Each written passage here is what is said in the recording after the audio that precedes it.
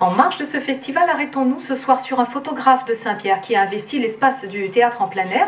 Il s'appelle Fatch et ses portraits sur le métissage sont à l'image de ce festival arc-en-ciel. Il a choisi de s'appeler Fatch, comme un juron marseillais.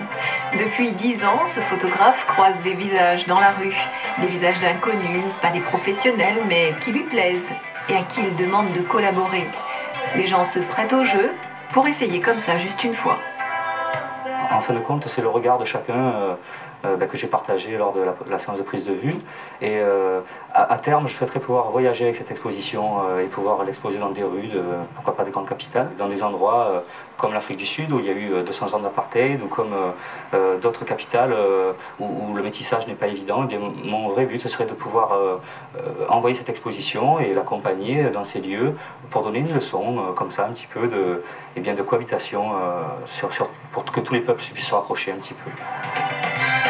Et ce portrait d'un garçon surnommé Tirouz a séduit l'animateur Arthur lors de sa dernière tournée à La Réunion.